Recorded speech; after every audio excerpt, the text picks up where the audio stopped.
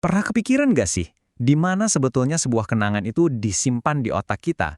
Bukan cuma sebagai ide ya, tapi sebagai sesuatu yang fisik, yang nyata. Nah, itu dia pertanyaan besar yang bakal kita telusuri bareng-bareng hari ini. Pertanyaannya kedengeran simpel kan? Tapi pertanyaan ini udah bikin para ilmuwan pusing selama lebih dari 100 tahun loh. Waktu kita belajar naik sepeda misalnya, pengetahuan itu disimpan di mana? Di satu sel, sekelompok sel, atau jangan-jangan nyebar ke seluruh otak? Oke, yuk kita mulai perburuan buat memecahkan misteri ini. Para ilmuwan punya nama khusus nih buat target kita, engram. Anggap aja engram ini kayak jejak fisik yang ditinggalin sama sebuah pengalaman. Mirip fosil lah, yang jadi jejak fisik kehidupan masa lalu. Nah, engram ini jejak fisik sebuah memori di dalam otak. Dan pencarian engram inilah yang jadi inti dari cerita detektif kita. Oke, ini dia peta perjalanan kita. Pertama, kita cari tahu dulu target kita ini apa. Terus kita pelajari dua cara utama otak buat belajar. Habis itu, kita ikuti jejak detektif pertama yang ternyata nemu jalan buntu. Sebelum akhirnya kita saksikan sebuah terobosan keren yang mengungkap bedanya antara tahu sesuatu dan melakukan sesuatu. Jadi, wujud fisik memori itu kayak apa sih? Dulu, para ilmuwan punya tebakan yang logis banget. Semuanya itu soal koneksi. Idenya tuh gini, pas kita belajar sesuatu, misalnya, anjing belajar kalau suara bel itu artinya makanan bakal datang, otak kita secara fisik bikin atau nguatin sebuah jalur. Semacam kabel daru yang nyambungin area otak buat suara bel sama area buat nungguin makanan. Masuk akal banget kan? Nah, sebelum kita bisa nemuin jejak memorinya, kita harus paham dulu proses yang ngebentuknya. Para ilmuwan fokus ke dua jenis pembelajaran dasar buat ngelacak si engram ini. Bedanya tuh di sini kuncinya. Di pengkondisian klasik, subjeknya itu pasif. Ada dua hal terjadi barengan, terus otaknya bikin koneksi. Sebaliknya, di pengkondisian instrumental, subjeknya aktif. Tindakan mereka lah yang nentuin hasilnya, yang nantinya bakal ngebentuk perilaku mereka ke depannya. Nah, ini contoh klasiknya Pavlov. Awalnya, bel ya cuma bel aja, nggak ada artinya. Makanan bikin anjingnya ngiler. Tapi setelah bel dibunyiin pas sebelum ngasih makanan, diulang-ulang terus, anjingnya jadi ngiler cuma gara-gara denger suara bel. Nah, sebuah koneksi, sebuah memori udah terbentuk. Kalau yang ini, pengkondisian instrumental. Tikusnya nggak cuma nunggu pasif, dia aktif nyoba-nyoba. Pas dia belok ke kanan dan nemu keju, dia belajar, oh kalau gua lakuin ini, dapat hadiah. Perilakunya jadi instrumen atau alat buat dapetin apa yang dia mau. Ini inti dari belajar lewat coba-coba. Oke, dengan pemahaman ini, mari kita kenalan sama detektif pertama kita dalam pencarian engram. Seorang psikolog bernama Carl Lashley. Dia punya hipotesis yang jelas banget, tapi ceritanya malah jadi misteri yang makin dalam.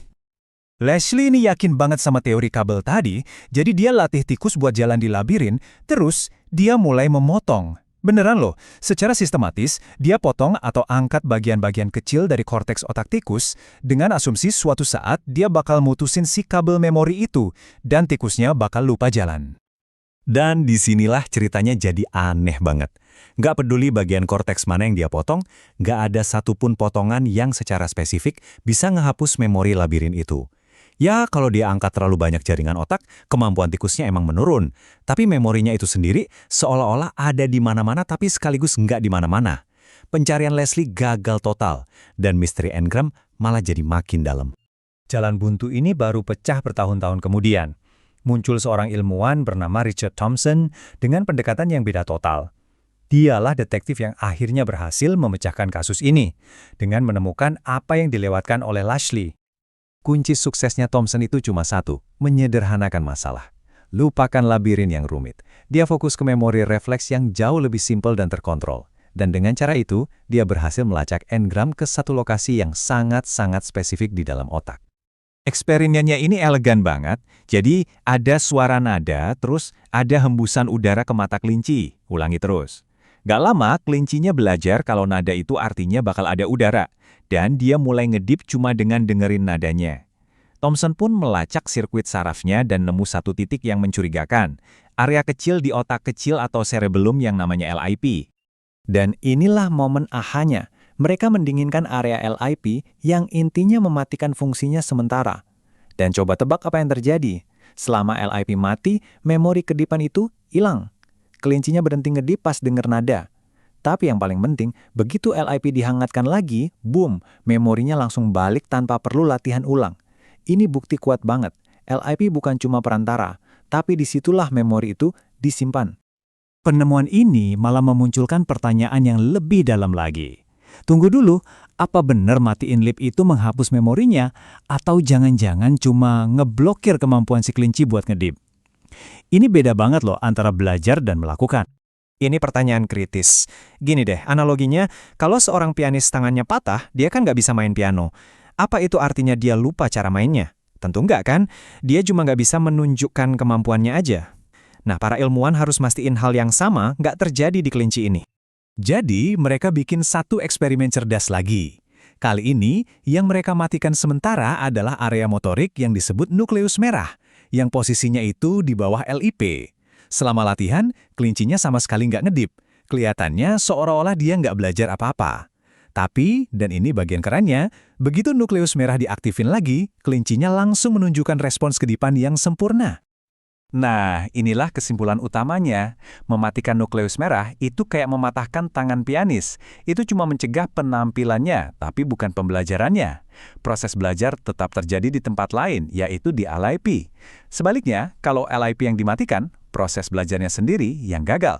Jadi sekarang jelas banget, LIP itu tempat engramnya, sementara nukleus merah itu cuma mesin yang ngejalanin perintahnya. Jadi, setelah puluhan tahun pencarian, misteri itu akhirnya terpecahkan. Setibanya untuk satu jenis memori yang sederhana. Engram itu nyata, dia nggak nyebar kemana-mana kayak yang diduga Lashley. Untuk respon refleks kayak gini, dia punya rumah yang pasti. Di nukleus interpositus lateral atau LIP di dalam cerebellum. Pernah kepikiran nggak sih, gimana caranya otak kita nyimpen semua kenangan? Dari yang paling sepele sampai yang paling mengubah hidup. Nah, hari ini, kita bakal coba bongkar arsitektur tak kasat mata di balik ingatan kita semua. Ini nih, misteri yang pasti kita semua pernah alamin. Lirik lagu zaman dulu nempel banget di kepala. Tapi nama orang yang baru kenalan, semenit kemudian udah lupa. Kok bisa ingatan kita sepilih-pilih itu ya? Pertanyaan inilah yang bakal jadi pemandu kita. Dulu tuh, para ilmuwan mikirnya simpel aja. Ingatan ya ingatan, semuanya dianggap satu jenis, satu kotak besar. Tapi cara pandang ini mentok, nggak bisa ngejelasin kenapa ada kenangan yang kuat banget kayak baca, sementara yang lain gampang banget hilang. Terus muncullah seorang psikolog bernama Donald Hebb dengan ide yang revolusioner. Dia nggak ngelihat satu kotak, tapi dua. Dan pembedaan yang kelihatannya sederhana ini ternyata mengubah segalanya. Hebb sadar akan sesuatu yang fundamental. Mengingat nomor telepon buat ngetik sekarang sama mengingat wangi masakan nenek waktu kita kecil, itu kan dua hal yang beda banget rasanya. Dia pun mikir, otak kita pasti punya lebih dari satu sistem buat nyimpan informasi. Dan inilah dua sistem itu. Coba deh bayangin, memori jangka pendek itu kayak sticky note di pikiran kita. Berguna banget buat sementara, tapi gampang copot dan hilang. Nah, di sisi lain, memori jangka panjang itu kayak perpustakaan raksasa di kepala kita, tempat semua cerita hidup kita diarsip dengan rapi. Terus, seberapa terbatas sih kapasitas sticky note mental kita? Ternyata rata-rata cuma bisa nampung sekitar 7 item, 7 huruf atau 7 angka. Coba aja deh hafalin nomor telepon baru tanpa nyatet. Pasti kerasa banget batasannya. Itulah realita memori jangka pendek kita. Oke, jadi kalau ingatan jangka panjang itu kayak buku di perpustakaan, terus rak bukunya di mana dong? Di mana jejak fisiknya? Nah, pertanyaan ini memicu perburuan ilmiah yang luar biasa. Pencarian engram. Diam ini idenya lumayan radikal. Idenya adalah setiap ingatan kita, entah itu kenangan paling berharga atau paling sepele, itu ninggalin jejak fisik di otak, benar-benar jejak fisik, kayak semacam fosil dari sebuah pengalaman. Tapi, gimana caranya kita nemuin hantu fisik ini? Nah, buat nemuin engram, para ilmuwan butuh ingatan yang super simple. Mereka ngelatih kelinci buat berkedip setiap kali dengar suara nada tertentu. Dengan cara ini, mereka berhasil menciptakan satu ingatan spesifik yang bisa dilacak di dalam labirin otak si kelinci. Dan disinilah momen ahanya. Mereka nemuin satu area super kecil di otak yang kalau didinginkan sementara, si kelinci jadi lupa buat berkedip. Ingatannya seakan-akan hilang. Tapi begitu suhunya normal lagi, boom, ingatannya balik lagi, utuh sempurna. Ini bukti kuat banget, ingatannya nggak kehapus, cuma akses ke rak bukunya aja yang lagi ditutup sementara. Ini penemuan yang luar biasa. Untuk pertama kalinya, kita punya bukti kalau ingatan itu bukan cuma ide abstrak atau energi tak terlihat. Ingatan itu sesuatu yang fisik, sesuatu yang nyata, yang bisa ditemukan lokasinya di dalam otak kita. Jadi, kita udah punya sticky note yang rapuh dan perpustakaan yang kokoh. Terus, gimana caranya informasi pindah dari catatan sementara ke arsip permanen? Nah, ternyata ada jembatan yang harus dibangun, dan jembatan ini awalnya rapuh. Proses pembangunan jembatan ini namanya konsolidasi. Anggap aja ini kayak adukan semen basah. Waktu ingatan baru terbentuk, dia masih cair, gampang buyar. Konsolidasi inilah proses kimiawi yang bikin semen itu mengeras dan mengubahnya jadi pondasi permanen di otak. Prosesnya itu ada tahapannya. Pertama, sebuah pengalaman ninggalin jejak yang masih lemah. Terus, pas kita istirahat, terutama pas tidur, otak kita bakal muter ulang jejak itu berkali-kali. Latihan mental ini memicu produksi protein baru yang secara fisik membangun dan nguatin koneksi antar sel saraf, mengunci ingatan itu selamanya. Pernah ngalamin nggak yang namanya memori kilas? Sebuah momen yang begitu mengejutkan sampai kita bisa ingat setiap detailnya. Kita lagi di mana, pakai baju apa, sama siapa. Kenangan kayak gini rasanya kayak terukir abadi di otak. Apa sih yang bikin dia begitu spesial? Jawabannya ada di kimia otak kita. Momen emosional itu bikin otak kita kebanjiran hormon stres dan neurotransmitter. Zat-zat kimia ini fungsinya kayak tombol rekam darurat yang langsung ngasih perintah ke otak buat mempercepat proses pengerasan semen tadi.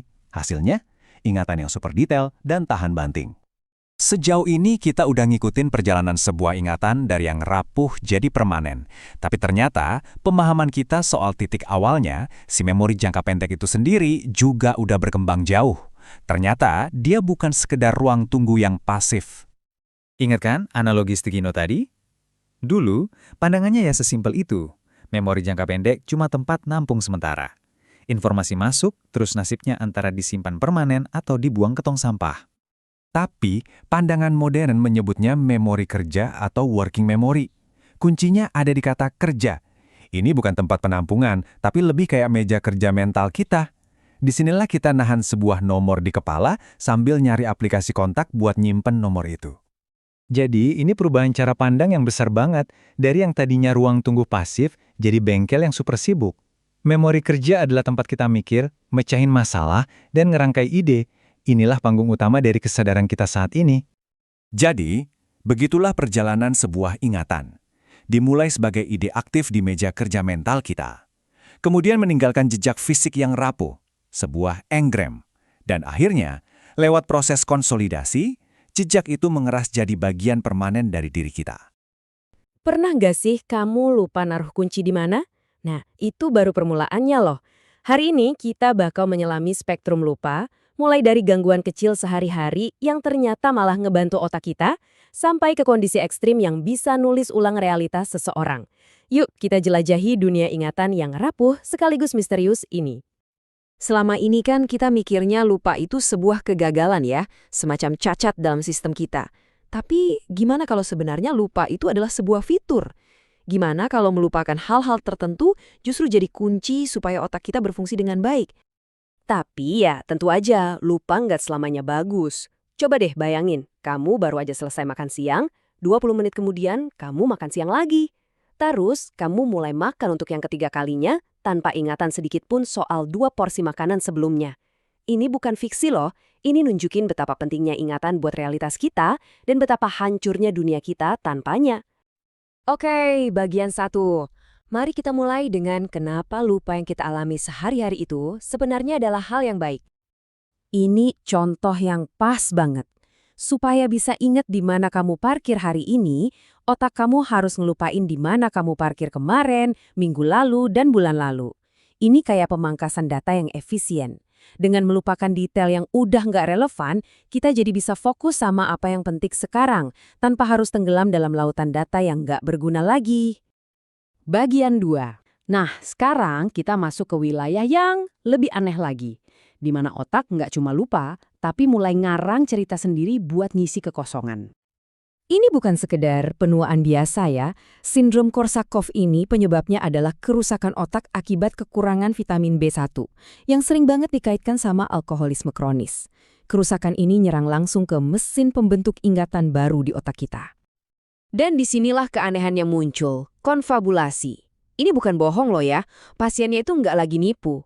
otak mereka secara otomatis, benar-benar otomatis, bikin cerita buat ngisi memori yang bolong. Dan mereka benar-benar percaya kalau cerita karangan itu adalah fakta. Biar lebih kebayang, kita lihat contoh nyatanya. Seorang dokter ngasih pertanyaan simpel ke pasien Korsakoff. Pertanyaan fakta yang harusnya gampang banget dijawab. Tapi buat otak yang rusak, kekosongan ini justru memicu respons yang sama sekali nggak terduga. Waktu ditanya apa ibu kota Rusia, pasien itu jawab, saya pergi menari. Sama sekali nggak nyambung kan? Otaknya karena nggak nemu jawaban Moskow, ya dia comot aja potongan ingatan acak, mungkin kenangan waktu dia menari dulu, dan disajikan sebagai fakta. Buat dia itu jawaban yang tulus. Nah, itulah konfabulasi. Bagian 3. Oke, sekarang mari kita lihat apa sih yang terjadi secara fisik di dalam otak penderita penyakit lupa yang paling umum, Alzheimer. Alzheimer itu bukan sekedar lupa naruh kunci, teman-teman. Ini adalah penyakit progresif yang dimulai dari hal-hal kecil, tapi pelan-pelan ngegrogoti ingatan, pikiran, dan ya akhirnya seluruh diri seseorang. Coba kita lihat dari skala besar dulu. Yang di atas itu otak dengan Alzheimer, yang di bawah otak sehat. Perhatiin deh bedanya. Otak penderita Alzheimer itu secara fisik menciut. Ruang di dalamnya jadi melebar. Ini bukti visual dari kehancuran yang masif. Sekarang kita zoom in lagi ke tingkat sel. Di kiri itu neuron sehat, cabangnya banyak, siap buat komunikasi. Nah, yang di kanan itu neuron dari otak Alzheimer. Kelihatan layu, rusak, koneksinya putus. Ini nih kenapa sinyal di otak mulai kacau balau. Kalau kita perbesar lebih jauh lagi, kita bakal nemuin biang keroknya. Plaque dan tangles atau kekusutan. Dua protein abnormal ini benar-benar nyumbat dan ngerusak mesin sel otak, membunuhnya dari luar sekaligus dari dalam. Jadi, ada dua serangan sekaligus nih yang terjadi. Plaque itu numpuk di antara neuron, kayak sampah yang ngalangin jalanan. Sementara itu, kekusutan atau tangles itu terbentuk di dalam neuronnya, ngerusak strukturnya dari dalam sampai sel itu hancur lebur. Bagian 4. Terakhir, mari kita bahas sebuah misteri. Sebuah jenis kehilangan ingatan yang kita semua alami tanpa terkecuali. Fenomena ini namanya amnesia infantil. Intinya gini, ingatan kita itu seolah-olah baru mulai ngerekam pas kita umur 3 atau 4 tahun. Semua yang terjadi sebelumnya, langkah pertama kita, kata pertama kita, itu lenyap, kayak kehapus gitu aja. Coba dipikirin, pesta ulang tahun pertamamu. Kamu ada di sana, fotonya juga mungkin ada. Tapi kamu sendiri nggak punya ingatan personalnya kan? Kenapa ya? Padahal waktu itu otak kita lagi sibuk-sibuknya belajar jalan, belajar ngomong. Terus, kemana perginya semua ingatan itu? Nah, ada beberapa teori utamanya nih. Pertama, alat perekam memori di otak kita, namanya hipokampus, itu belum matang. Kedua, kita belum punya bahasa yang cukup kompleks buat ngebungkus ingatan itu jadi sebuah cerita. Dan yang ketiga, ini yang paling menarik, otak bayi itu lagi bikin neuron baru dengan sangat cepat. Saking cepatnya, sel-sel baru ini malah kayak nimpa ingatan yang lebih lama. Nah, ini membawa kita ke sebuah paradoks yang luar biasa.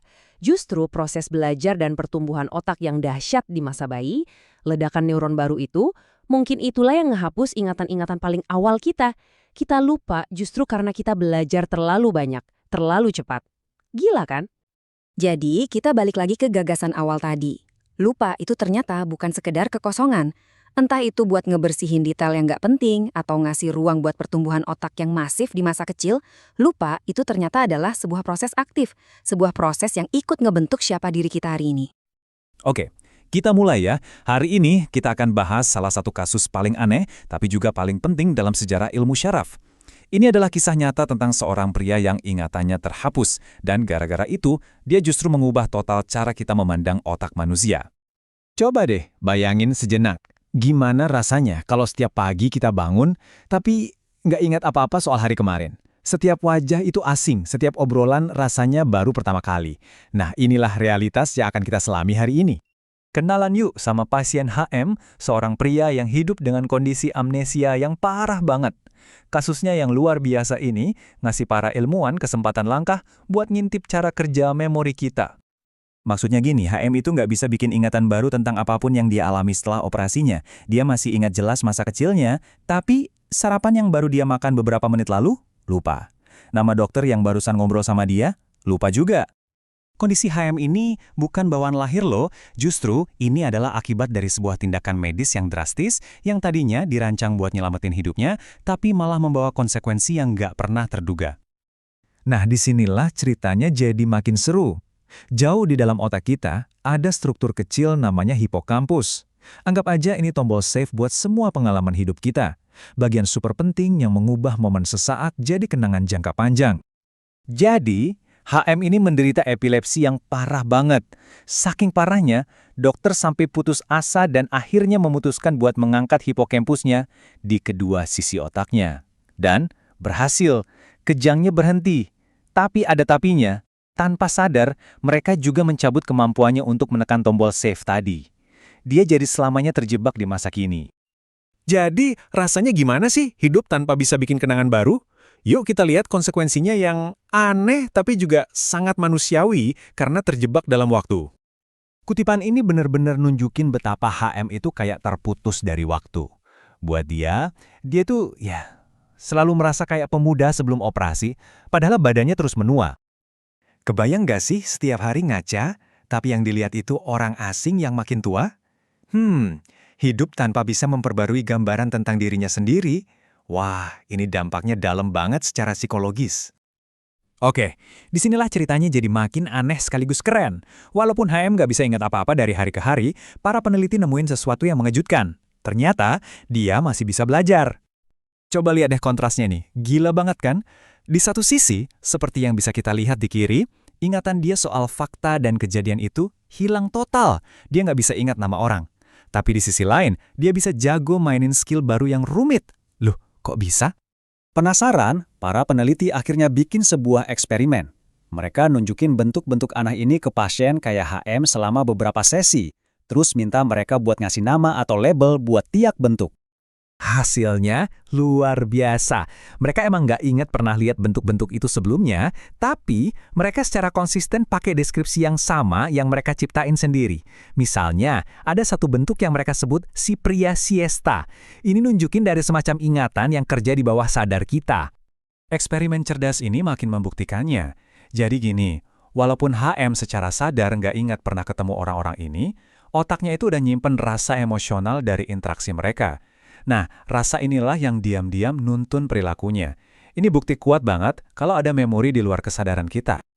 Nah, semua petunjuk aneh ini akhirnya mengarah ke satu penemuan ilmiah yang super besar.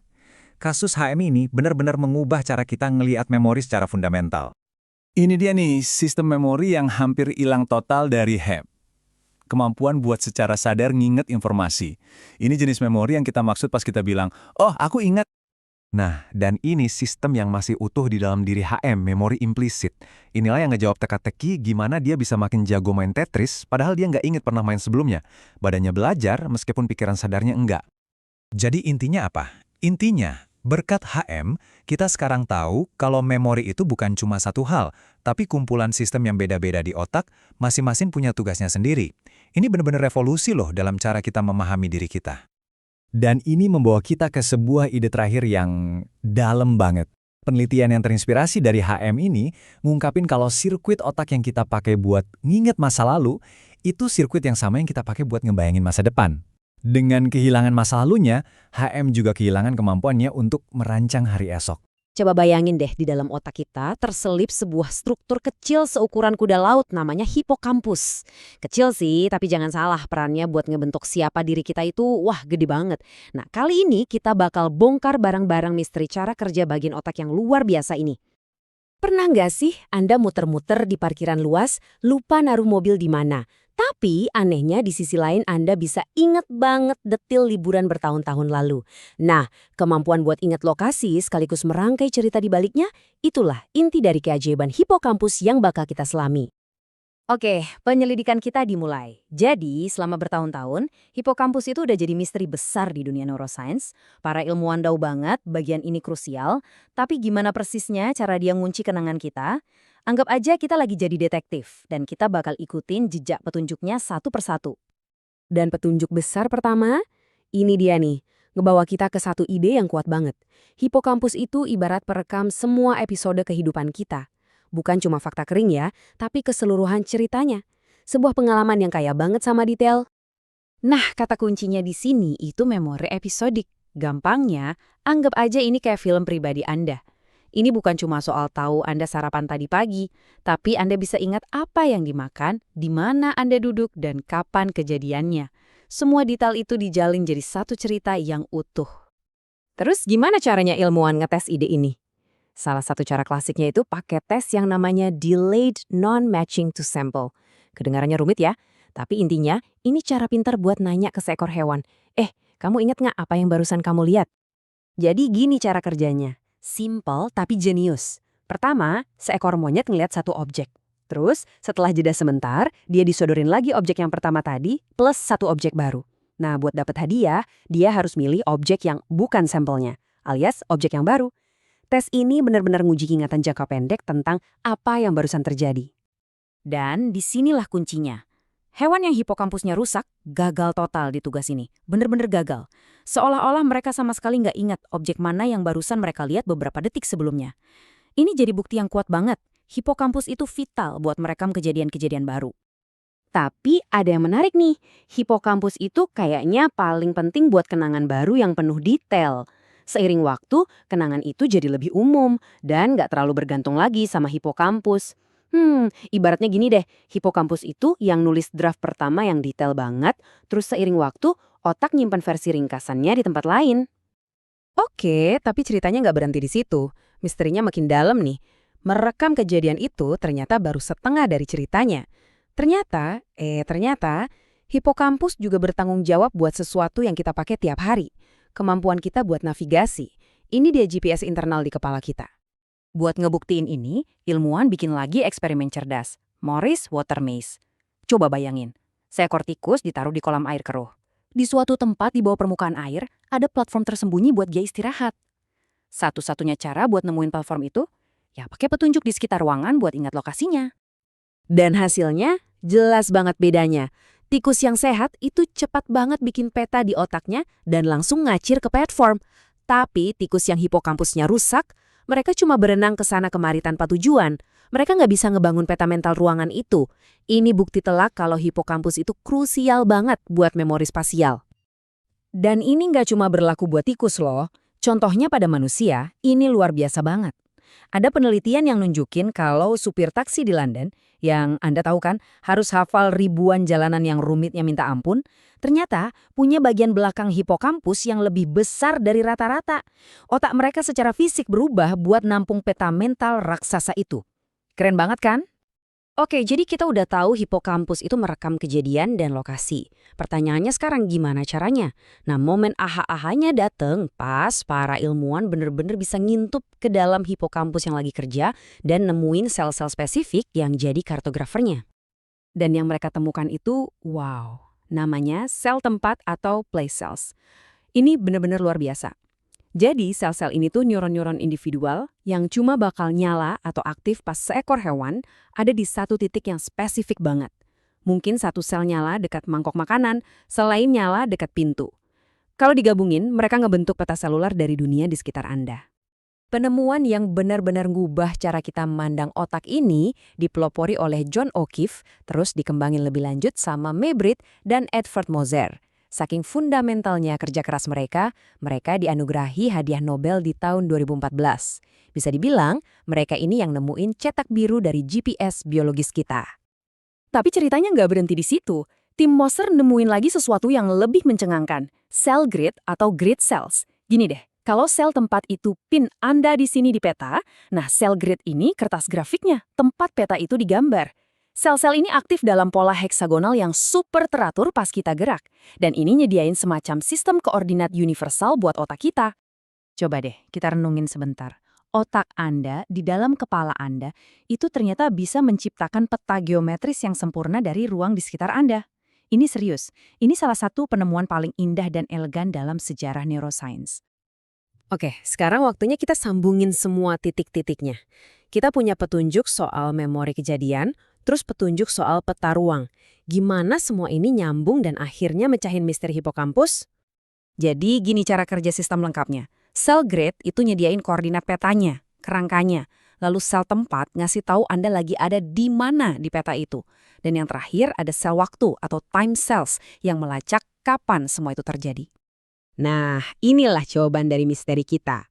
Hipokampus itu ternyata bukan sekedar laci arsip buat nyimpen fakta. Peran dia yang sebenarnya jauh lebih keren. Dia itu sang penenun utama.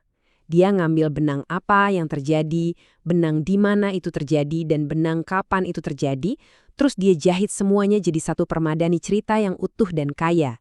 Itulah memori episode kita. Itulah kisah hidup kita.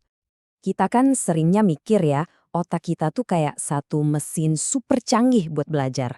Tapi gimana kalau ternyata di dalam kepala kita ini sebenarnya ada dua pikiran yang beda banget cara kerjanya dan seringkali kita nggak sadar sama sekali. Oke, kita mulai dari pertanyaan ini deh. Menurut kamu, otak kita bisa nggak sih memprediksi masa depan? Mungkin nggak sedramatis itu, tapi gimana kalau meramal cuaca? Ternyata kemampuan kamu mungkin lebih hebat dari yang kamu kira. Dan ini semua ada hubungannya sama dua pikiran yang bakal kita bahas. Oke, coba deh kita main game simple ini. Lihat kartu-kartu yang ada di layar. Tiap kartu punya simbol yang beda-beda. Tugas kamu simple aja. Dari kartu yang muncul, coba tebak besok bakal hujan atau cerah. Coba deh perhatiin polanya. Kira-kira apa ya strateginya? Gimana, susah kan? Kalau kamu bingung, tenang, wajar kok. Game ini emang sengaja dibuat buat ngebingungin pikiran sadar kamu. Tapi justru disinilah letak rahasia besarnya. Ini adalah kunci buat ngebuka pemahaman kita tentang dua sistem belajar yang sangat berbeda di dalam otak kita. Nah, ini dia jawabannya. Otak kita itu punya dua sistem belajar utama. Biar gampang, kita sebut aja mereka sang pencerita yang tugasnya nginget fakta dan kejadian, dan sang pelatih yang ngebangun kebiasaan dan skill kita. Coba deh kita bedah. Pembagian tugasnya ini keren banget. Di satu sisi ada hipokampus, si pencerita. Anggap aja dia ini kayak pustakawan pribadi kita yang nyatet semua kejadian unik sekali seumur hidup. Di sisi lain, ada striatum, si pelatih. Dia nggak peduli sama satu kejadian doang, tapi dia ini yang bakal ngelatih kita terus-terusan sampai sebuah gerakan jadi otomatis. Biar lebih gampang, gini deh contohnya. Kamu inget detail liburan kamu tahun lalu? Nah, itu kerjaannya si pencerita. Tapi kamu bisa ngiket tali sepatu tanpa mikir, itu hasil latihan bertahun-tahun dari si pelatih. Dua-duanya sama-sama hebat, tapi cara belajar mereka beda total. Oke, sekarang kita bakal bedah lebih dalam lagi. Yuk kita bandingin langsung dua sistem ini, biar kelihatan betapa berbedanya cara mereka bekerja. Ini nih kekuatan supernya si pencerita. Dia bisa merekam memori dalam sekejap. Cuma butuh sekali dengar sebuah fakta, jepret, langsung terekam di otak. Cukup satu kali percobaan dan memorinya langsung terbentuk. Nah, beda banget sama si pelatih. Dia ini butuh pengulangan. Nggak bisa belajar dalam sekejap. Kayak belajar main gitar deh. Nggak bisa kan sekali coba langsung jago. Harus diulang-ulang terus. Prosesnya pelan, bertahap, dan ngebentuk kebiasaan. Kalau kita lihat di tabel ini, perbedaannya kelihatan jelas banget ya. Si pencerita atau hipokampus belajarnya cepat, fleksibel, dan kita sadar sama prosesnya. Makanya disebut eksplisit. Sebaliknya, si pelatih alias striatum belajarnya pelan-pelan, jadi kebiasaan, dan seringkali kita nggak sadar kalau kita lagi belajar, makanya disebut implisit. Ini juga alasan kenapa dia butuh feedback langsung, kayak benar atau salah di game cuaca tadi. Jadi gini, memori eksplisit itu intinya semua hal yang kamu sadar kamu tahu, sesuatu yang bisa kamu ceritain lagi pakai kata-kata. Misalnya, kamu tahu Jakarta adalah ibu kota Indonesia. Nah, itu dia, memori eksplisit, kerjaannya si pencerita. Kebalikannya, memori implisit itu lebih ke skill, kebiasaan yang kita pelajari, tapi susah banget dijelasin gimana caranya. Coba deh jelasin, gimana persisnya kamu jaga keseimbangan pas naik sepeda. Susah kan? Nah, itu karena yang kerja si pelatih, bukan si pencerita. Terus, kita tahu dari mana kalau dua sistem ini beneran terpisah, bukan cuma teori aja. Nah, bukti paling kuat justru datang dari kasus-kasus medis saat salah satu dari sistem ini rusak. Dan bagian ini jujur luar biasa banget. Para peneliti melakukan tes pada pasien amnesia parah yang hipokampus atau si penceritanya rusak. Pasien-pasien ini tuh nggak bisa bikin ingatan baru sama sekali. Tapi pas mereka disuruh main game prediksi cuaca tadi, ternyata tebakan mereka makin lama makin akurat. Dan disinilah letak anehnya. Kalau ditanya, gimana sih cara mainnya? Jawaban mereka pasti, nggak tahu, saya cuma nebak-nebak aja. Mereka bahkan nggak ingat pernah main game itu sebelumnya, padahal baru aja main 1 jam yang lalu. Ini bukti yang kuat banget kan, soal pemisahan dua sistem ini. Si pelatih atau striatum mereka ternyata jalan terus, belajar polanya dikit-dikit secara nggak sadar. Sementara si pencerita, hipokampusnya, benar-benar nggak berfungsi, jadi nggak ada memori sadar yang kebentuk sama sekali. Buktinya jadi makin kuat lagi kalau kita bandingin sama pasien Parkinson, yang kerusakannya ada di striatum atau si pelatih. Masalah mereka tuh kebalikannya. Mereka bisa inget jelas kalau kemarin main game itu, tapi kemampuan mereka buat belajar polanya dan jadi jago itu terganggu banget. Jadi ada 2 jenis pasien dengan 2 masalah yang saling berkebalikan. Ini bukti telak kalau otak kita punya 2 sistem memori yang beda. Oke, jadi apa artinya semua ini buat kita sehari-hari? Artinya otak kita itu setiap saat selalu menyeimbangkan kerja 2 sistem ini. Yuk, kita lihat contohnya. Sebenarnya, tiap hari kita pakai dua-duanya loh.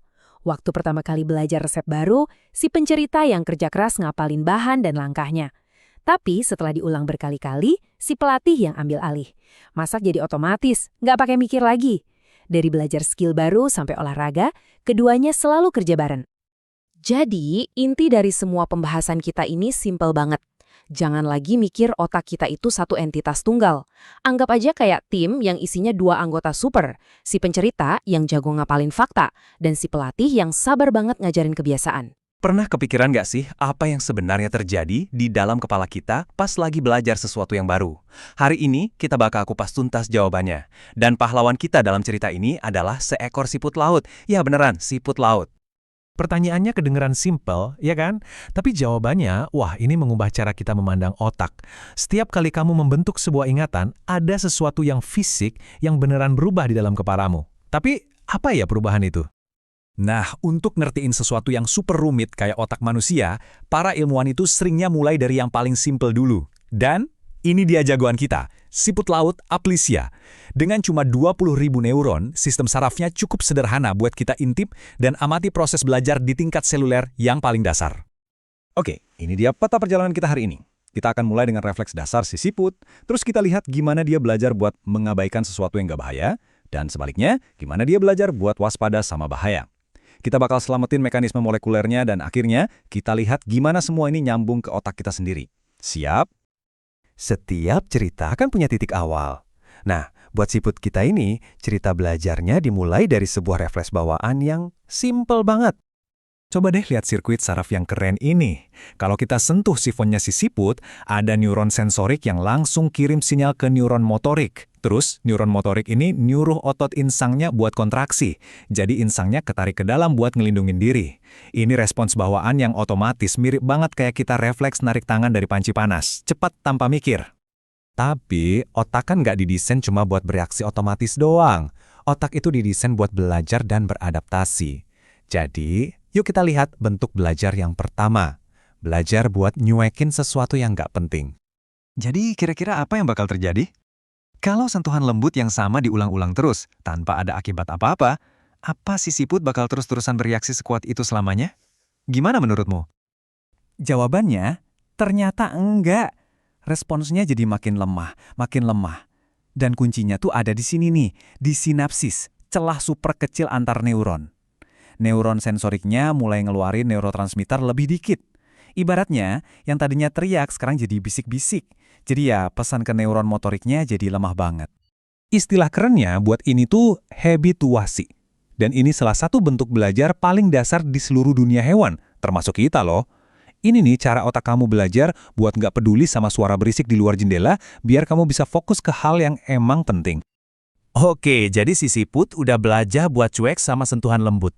Tapi, gimana kalau situasinya berubah? Gimana kalau stimulusnya ternyata nggak aman? Sekarang, coba bayangin deh. Barengan sama sentuhan lembut di sifon tadi, si siput kena sengatan kuat di bagian lain, misalnya di ekornya. Nah, otaknya si siput sekarang harus belajar kebalikannya dari habituasi. Dia harus belajar bahwa sentuhan seringan apapun bisa jadi pertanda bahaya. Sengatan bahaya ini ngaktifin pemain baru, sebuah interneuron fasilitator. Anggap aja ini kayak sistem alarm. Dia ngelepasin molekul sinyal yang kuat, namanya serotonin. ke sinapsis yang sama yang tadi kita liatin. Ini tuh semacam alarm kimiawi yang bilang, "Woi, sistem, awas, siaga 1."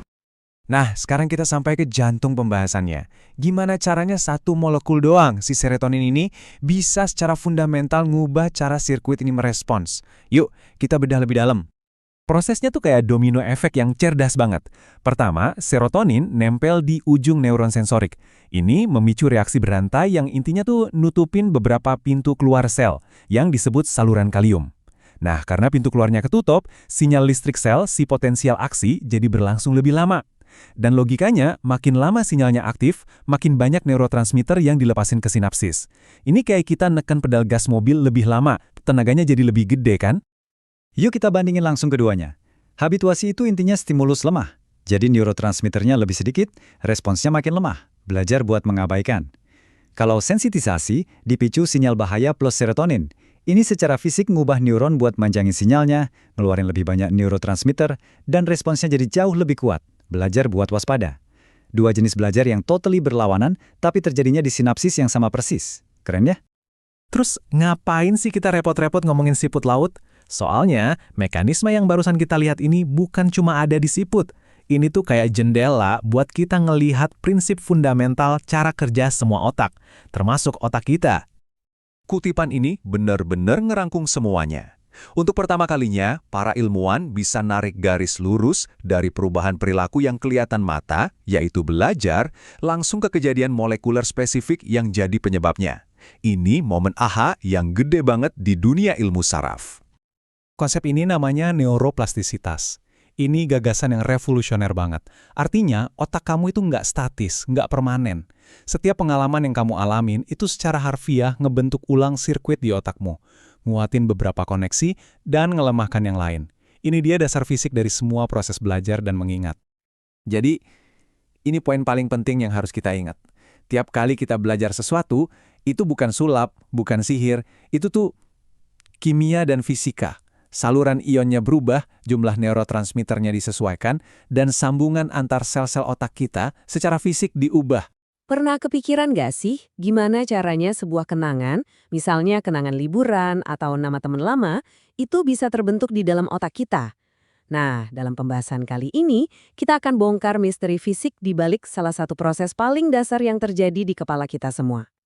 Kita kan sering mikir kalau ingatan itu sesuatu yang abstrak ya, kayak ide atau perasaan gitu. Tapi coba deh kalau ingatan itu nyata. Berarti harus ada wujud fisiknya dong di dalam otak. Nah, pertanyaannya, bentuknya itu kayak apa sih? Dan ternyata jawabannya itu cukup mengejutkan. Ingatan itu bukan benda yang disimpan di laci, tapi sebenarnya adalah penguatan jalur atau koneksi antar sel-sel otak kita. Jadi, setiap kali Anda belajar sesuatu yang baru, Anda itu secara harfiah lagi mengubah sirkuit di dalam otak Anda sendiri. Oke, yuk kita bedah lebih dalam lagi. Selama puluhan tahun, para ilmuwan itu berburu sesuatu yang namanya engram, alias jejak fisik dari sebuah ingatan. Dan yang mereka temukan itu bukan satu benda, tapi justru perubahan nyata yang terjadi di titik-titik sambungan antar sel otak atau yang kita kenal sebagai sinapsis. Nah, konsep kuncinya itu disebut long-term potentiation atau disingkat LTP. Gampangnya gini deh, bayangin LTP ini sebagai cara otak kita ngasih stabilo ke sebuah koneksi dan bilang, "Hey, ini penting, simpan ini baik-baik." Jadi, waktu dua sel otak sering ngomong intens, koneksi di antara mereka jadi makin kuat, makin efisien. Inilah inti dari cara kita belajar dan mengingat. Terus, apa sih yang bikin LTP ini spesial banget buat nyimpen memori? Ternyata, LTP ini punya 3 sifat khusus yang bikin dia jadi mesin yang super efisien dan akurat buat merekam semua pengalaman hidup kita. Ada 3 sifat kuncinya. Pertama, spesifisitas. Artinya, cuma koneksi yang lagi aktif aja yang diperkuat. Jadi nggak ada tuh yang namanya salah sambung. Kedua, kooperativitas. Ini kayak prinsip bersatu kita teguh. Makin banyak sinyal masuk barengan, makin kuat ingatannya. Dan yang paling keren, yang ketiga, asosiativitas. Ini nih lem perekat ingatan kita. Contohnya gini, aroma kue mungkin itu sinyal yang lemah. Tapi aroma itu sering muncul barengan sama kehadiran nenek kamu, sebuah pengalaman yang kuat. Nah, otak bakal ngeling keduanya. Jadinya, suatu saat nanti, cuma nyium aroma kue itu aja udah cukup buat bikin kamu langsung keingat sama nenek. Keren kan? Nah, di slide ini kelihatan banget keajaiban asosiativitas itu. Coba deh perhatiin akson 2 yang tadinya cuma ngasih sinyal lemah. Tapi karena dia aktif barengan sama akson 1 yang sinyalnya kuat, koneksinya dia jadi ikut kuat juga. Inilah dasar dari gimana kita belajar mengasosiasikan sesuatu.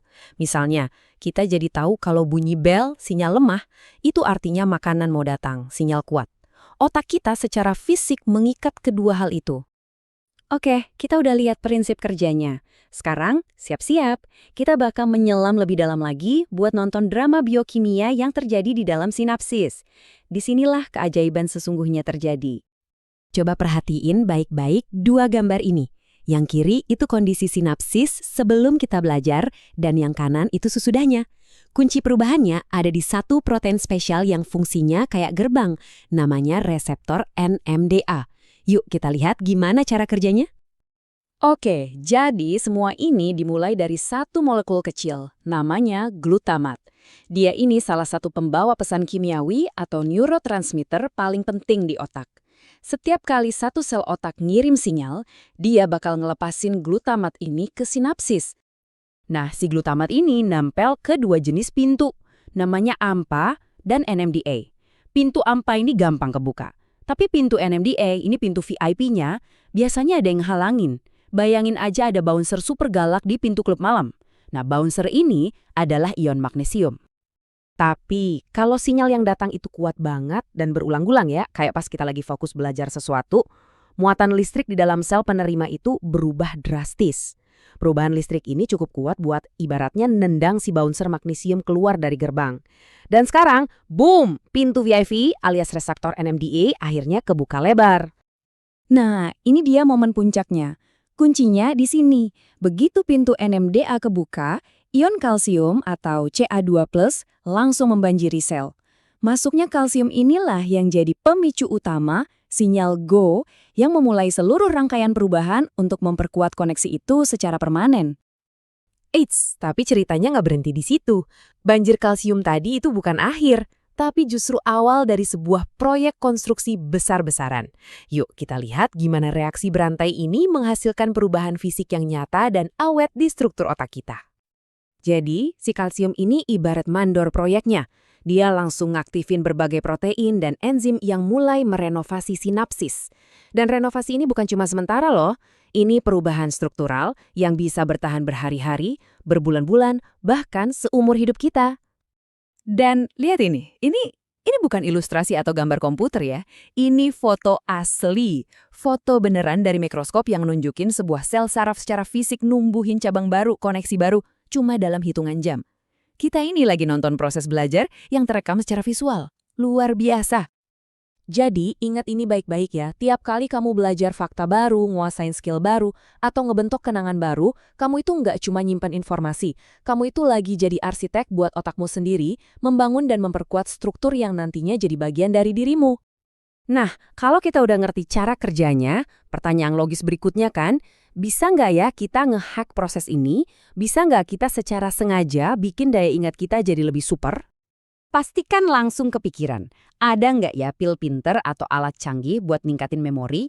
Ternyata penelitian udah banyak nguji itu, dan hasilnya mungkin agak mengejutkan. Buat kita yang sehat, cara-cara sederhana dan alami ternyata jauh lebih ampuh dan lebih aman. Kalau kita lihat di tabel ini, jelas banget kan, jalan pintas itu seringkali nggak efektif. Obat stimulan ada risikonya, ginkgo biloba nggak terbukti, dan stimulasi otak malah bisa berbahaya kalau salah. Pada akhirnya, sains sepakat, cara-cara perilaku itu tetap yang paling juara. Jadi, hack memori terbaik itu apa dong? Jawabannya mungkin kedengeran biasa aja, tapi ini didukung kuat oleh sains. Belajar dengan cerdas, tidur yang cukup supaya proyek konstruksi di otak bisa berjalan, nutrisi yang bagus, olahraga, sama kelola stres. Semua ini bukan cuma gaya hidup sehat biasa. Ini adalah cara kita ngasih bahan baku dan kondisi terbaik buat otak, supaya proses LTP yang tadi kita bahas bisa berjalan maksimal. Pernah kepikiran nggak apa sih yang bikin kita, manusia, begitu beda dari makhluk lain? Jawabannya ada di dalam kepala kita. Yuk kita bareng-bareng bedah rahasia paling keren dari organ paling kompleks di alam semesta, otak manusia. Kayaknya kita semua sering dengar ya, anggapan kalau otak yang lebih besar itu artinya lebih pinter. Kalau logikanya gitu, wah, gajah sama paus pasti udah jadi profesor dong. Tapi, beneran sesimpel itu gak sih? Ayo kita bongkar bareng-bareng. Oke, mari kita mulai dengan ngehancurin mitos paling umum. Pertanyaannya, bener nggak sih ukuran otak itu nentuin seberapa cerdas seseorang? Siap-siap ya, jawabannya mungkin bakal bikin kaget. Coba deh lihat ini. Kalau kita patokannya cuma ukuran, ya jelas paus sama gajah juaranya. Otak mereka gede banget. Bahkan nih, kalau kita ngomongin rasio otak ke badan, kita malah kalah loh sama beberapa jenis tupai. Nah, dari sini aja udah kelihatan kan, pasti ada hal lain yang jauh lebih penting daripada sekedar ukuran. Lihat perbandingan ini deh, gila banget. Otak paus itu beratnya bisa 4 kali lipat otak kita. 4 kali lipat. Tapi, soal jumlah neuronnya, justru kita yang punya 4 kali lebih banyak. Nah, ini dia nih, petunjuk pertama kita menuju jawaban sebenarnya. Dan sains pun mengkonfirmasi. Lupain deh soal massa otak total atau rasio otak ke tubuh. Manusia itu bukan juaranya di kategori itu. Jadi jelas rahasia kecerdasan kita itu ada di tempat lain. Oke, jadi kalau bukan ukuran, terus apa dong? Apa sih yang sebetulnya bikin otak kita ini begitu luar biasa? Jawabannya ada di sini, neuron. Ini bukan lagi soal segede apa rumahnya, tapi seberapa canggih sirkuit listrik di dalamnya. Yuk kita kenalan sama pahlawan super di balik kecerdasan kita. Coba deh ingat-ingat angka ini, 86 miliar. Itu perkiraan jumlah neuron di dalam kepala kita. Bukan juta ya, tapi miliar, dengan B. Jumlah yang masif inilah yang jadi fondasi utama kenapa kita bisa secerdas ini. Terus, neuron itu apa sih? Gampangnya gini, bayangin aja neuron itu kayak triliunan prosesor super canggih yang super kecil di otak kita. Mereka ini saling ngobrol pakai sinyal listrik, ngebentuk jaringan raksasa yang bikin kita bisa mikir, ngerasain emosi, ya bahkan sampai menyimak tayangan ini sekarang. Jadi, kecerdasan itu kompleks banget. Mirip kayak ngerakit komputer super canggih. Bukan cuma soal berapa banyak neuronnya, tapi juga seberapa luas korteksnya, seberapa bagus kualitas kabel penghubungnya yang disebut materi putih, dan yang paling krusial, seberapa cepat dan efisien semua komponen itu kerja bareng. Punya hardware canggih aja nggak cukup kan? Kecepatan prosesnya juga penting banget. Nah, tes-tes kayak memutar objek secara spasial dalam pikiran kita ini, itu nunjukin seberapa efisien sirkuit di otak kita. Makin cepat kita bisa nyelesainnya, artinya kabel-kabel di otak kita makin efisien kerjanya. Oke, kita udah sepakat ya, neuron itu kuncinya. Tapi, pertanyaan berikutnya, kecerdasan itu bawaan dari lahir atau hasil didikan? Ini nih perdebatan klasik. Nature versus nurture. Yuk kita lihat. Dan ternyata jawabannya adalah keduanya. Genetik itu ngasih kita semacam cetak biru atau potensi dasarnya. Tapi lingkungan kita, mulai dari sekolah, keluarga, sampai semua pengalaman hidup, itulah yang membangun rumah di atas fondasi itu. Jadi potensi sehebat apapun kalau nggak diasah, ya nggak akan maksimal. Nah, sekarang kita masuk ke bagian yang menurut saya paling mind-blowing. Gimana ceritanya kita bisa punya otak yang super canggih, tapi di sisi lain juga super boros energi nih? Jawabannya ada di sebuah transaksi atau barter yang luar biasa dalam sejarah evolusi kita. Ini fakta gila loh. Otak kita itu cuma sekitar 2% dari total berat badan kita, tapi dia nyedot 20% dari total energi yang kita pakai setiap hari pas lagi istirahat. Itu kayak punya ponsel kecil yang ngabisin 1/5 aki mobil. Boros banget kan? Ini kan jadi teka-teki besar buat evolusi. Gimana caranya nenek moyang kita bisa ngebayarin tagihan energi organ semahal ini? Dapat dari mana coba energi ekstra cuma buat mikir doang? Jawabannya ternyata ada di dapur. Tepatnya pada penemuan memasak. Gini ceritanya, waktu nenek moyang kita mulai masak makanan, makanan jadi lebih gampang dicerna. Akibatnya, usus kita bisa berevolusi jadi lebih kecil, dan ini menghemat energi luar biasa besar. Nah, sisa energi yang dihemat ini dialihkan semua buat satu proyek besar, ngebangun otak yang lebih gede dan lebih canggih. Nah, inilah bar terbesarnya. Evolusi ibaratnya menukar sebagian kekuatan otot kita demi kekuatan otak. Kita mungkin nggak akan menang panco lawan gorila, tapi kita bisa bikin roket ke bulan. Kita menukar otot kita dengan pikiran. Jadi, pada akhirnya, apa itu kecerdasan? Itu bukan cuma sekedar angka di tes IQ. Kecerdasan itu sebuah mahakarya yang kompleks, hasil dari jutaan tahun evolusi, cetak biru genetik yang kita warisi, dan semua pengalaman yang kita alami sepanjang hidup. Coba deh bayangin, di suatu tempat di dalam kepala kita, di antara miliaran sel-sel otak, tersimpan semua hal yang bikin kita jadi diri kita. Kenangan pertama kita, skill yang kita pelajari susah payah, wajah orang-orang yang kita sayang. Tapi, di mana tepatnya? Gimana caranya otak nyimpen satu pengalaman? Selama 100 tahun, para ilmuwan udah berburu jejak fisik dari memori. Yuk, kita ikuti perburuan seru ini. Bayangin Anda bangun, dan ngerasa ini pertama kalinya Anda benar-benar sadar seumur hidup. Anda tulis perasaan itu di buku catatan. Sesaat kemudian Anda lupa udah nulis itu dan Anda ngerasa sadar lagi untuk pertama kalinya. Anda lihat tulisan tadi, kesel, terus Anda coret, dan nulis lagi kalimat yang sama. Kalimat di layar ini ditulis berulang-ulang kali oleh seorang pasien yang otaknya rusak, yang bikin ingatannya keriset setiap beberapa menit. Inilah ngerinya hidup tanpa memori. Nah, ini kan jadi bikin kita mikir ya, kalau memori bisa hilang, berarti dia itu sesuatu yang fisik dong, sesuatu yang bisa ditemuin. Tapi, di mana? Dan kalau kita kehilangan memori, apa yang tersisa dari diri kita? Pertanyaan-pertanyaan inilah yang jadi pemicu salah satu perburuan terbesar dalam sejarah ilmu saraf. Perburuan ini semua dimulai dari satu ide, bahwa setiap memori itu pasti punya jejak fisik di dalam otak, kayak data yang disimpan di hard drive. Para ilmuwan menamakan jejak hipotesis ini engram. Jadi, engram inilah targetnya. Kalau Anda bisa nemuin engram, artinya Anda udah nemuin lokasi fisik dari sebuah memori. Ibaratnya ini tuh X di peta harta karun otak kita.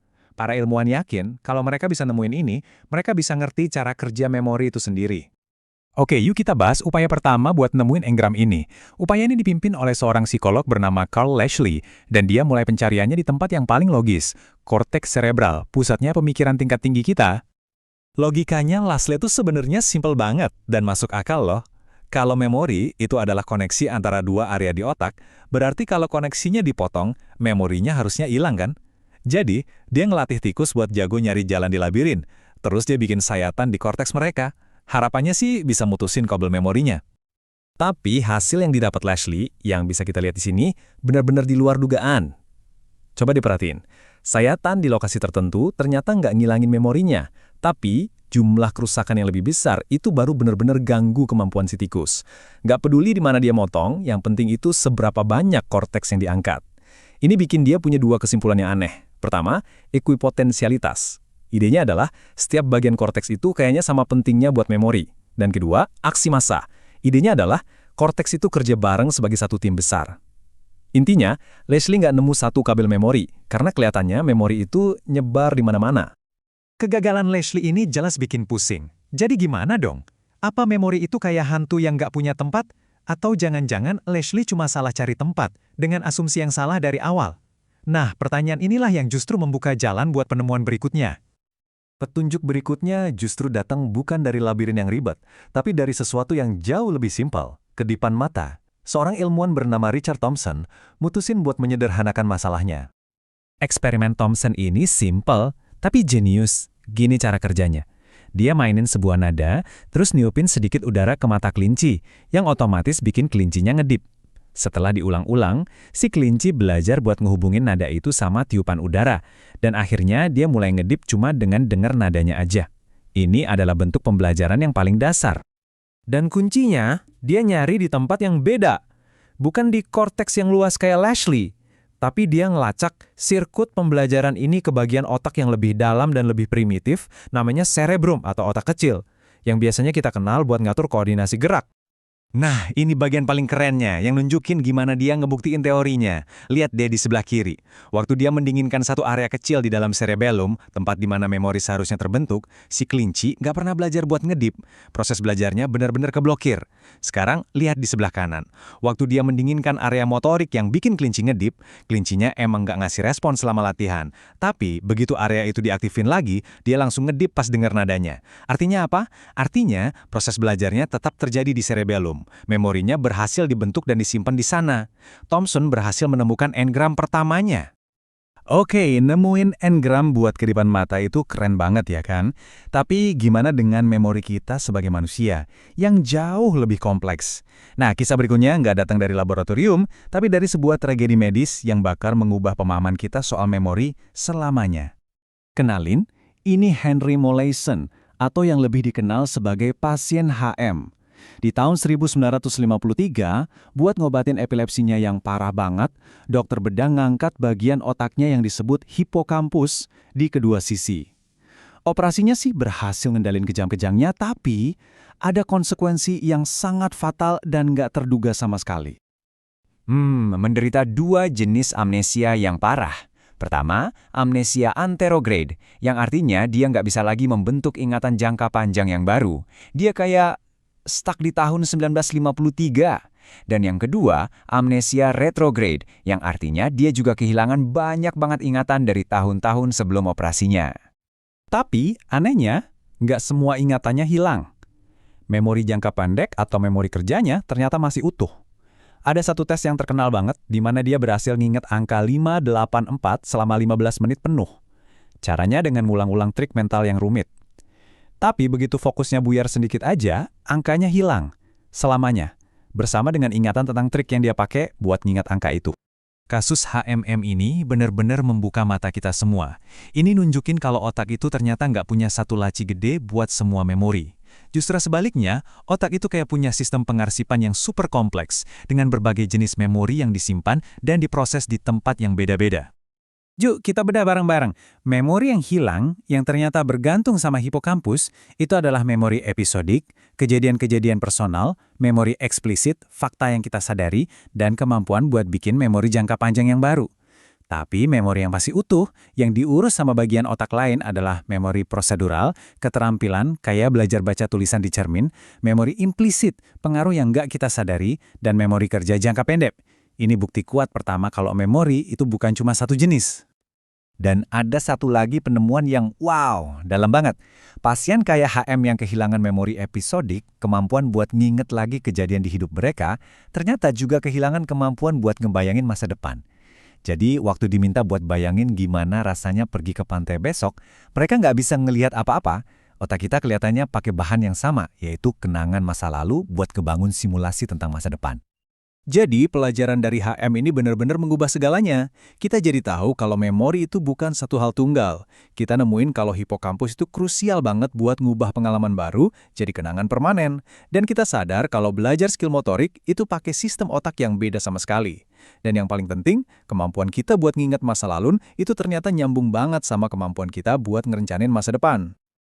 Sekarang, yuk kita satuin semua potongan puzzle ini. Dari labirin tikus Lashley, kedipan mata kelinci Thompson, sampai kehidupan tragis HM, sebuah gambaran baru tentang memori mulai kelihatan lebih jelas. Kita lihat ya perjalanannya. Di tahun 40-an, Lashley bikin kita mikir memori itu nyebar di mana-mana. Terus di tahun 1953, HM nunjukin ke kita kalau ada sistem-sistem memori yang beda dan terpisah. Lanjut di tahun 80-an, Thompson berhasil nunjukin lokasi spesifik buat satu jenis memori di cerebellum. Nah, semua ini ngebawa kita ke pemahaman kita yang sekarang. Nah, ini dia jawaban dari misteri kita. Perburuan buat nemuin satu engram itu dari awal ternyata salah kaprah. Nggak ada satu lokasi tunggal buat memori, karena memori itu bukan sebuah benda yang bisa ditemuin di dalam laci. Memori adalah sebuah proses, sebuah orkestra aktivitas yang tersebar di seluruh jaringan otak, yang terus-menerus ngebangun ulang masa lalu buat ngelayanin masa kini. Dan ini ninggalin kita dengan satu pertanyaan terakhir yang bikin mikir. Kalau memori itu adalah proses yang dinamis, yang terus berubah, bukan rekaman yang paten, apakah diri kita, identitas kita, sebenarnya cuma sebuah cerita yang terus-menerus ditulis ulang sama otak kita setiap saat?